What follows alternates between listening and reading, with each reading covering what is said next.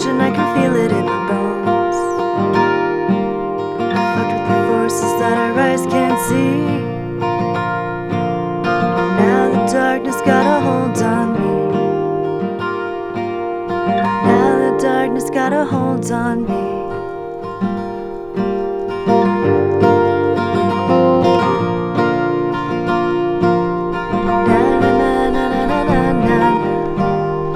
I have seen what the darkness does. Say goodbye to who I was. I had never been away so long. Don't look back, the days are gone.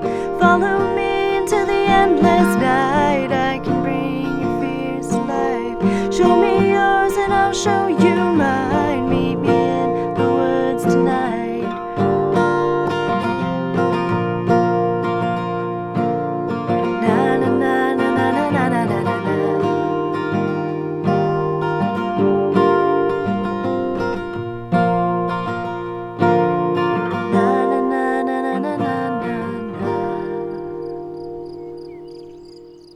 It's summer again, and normally summer makes me feel like a brand new person, like I just woke up from the best nap of my life and finally feel in my body. But it turns out when you avoid the seasons and live in perpetual summer on the road, it starts to lose that crisp feeling of turning a page. My life has felt so contradictory in many ways the last few months, and I find myself going down so many rabbit holes in my mind. So, I thought I'd bring you with me.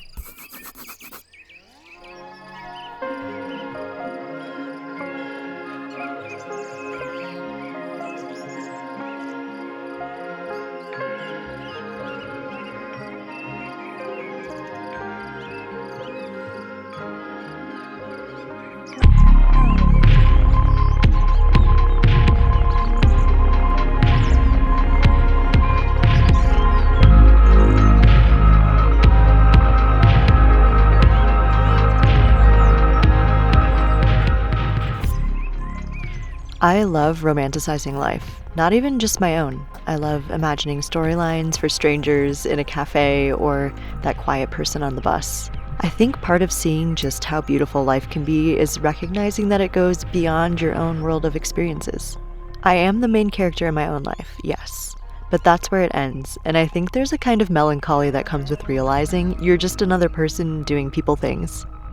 But I think I'm finally starting to see the beauty in that.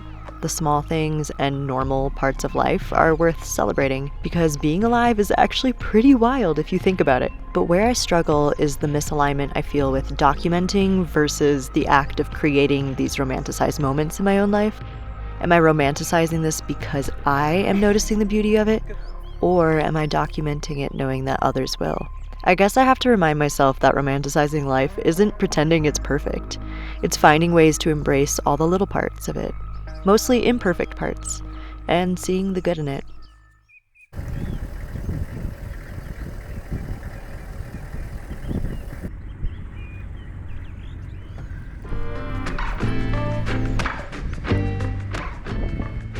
I'm the daughter, granddaughter, and friend that is asked, "Where are you?" instead of "How are you?"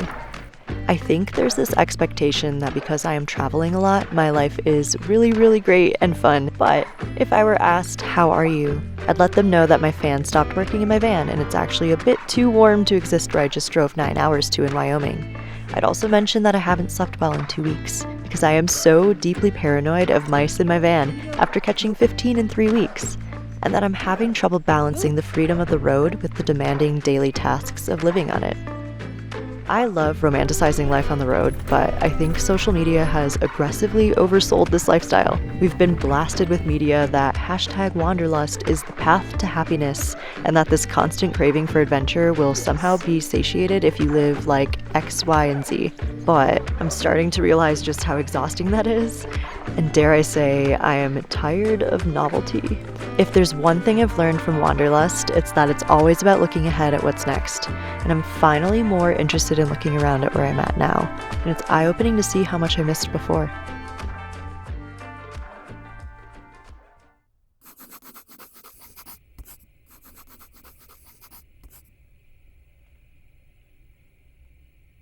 I wish I could more eloquently describe the feeling of constantly moving and yet feeling stuck.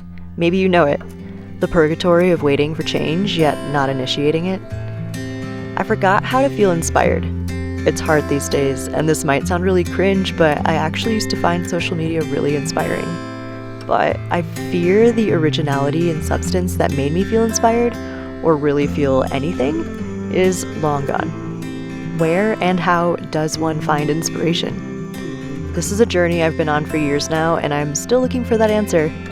But I think I'm looking for a magic pill that will suddenly reconnect my neurons to that spark. And I'm learning it's a practice, and that if you stand still long enough, you can see glimmers of it, and it's up to you to collect those glimmers and hope that you'll have enough later to create again.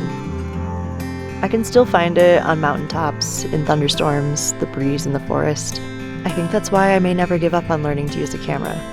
Not only am I seeing and admiring the way the light hits that tree, but I get to watch it again later and hold tight to those few seconds of noticing.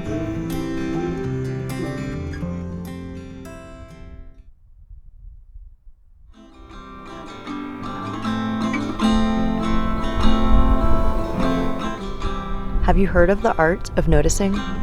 It was actually a social media trend not long ago, so I guess I lied in saying I haven't been inspired there lately.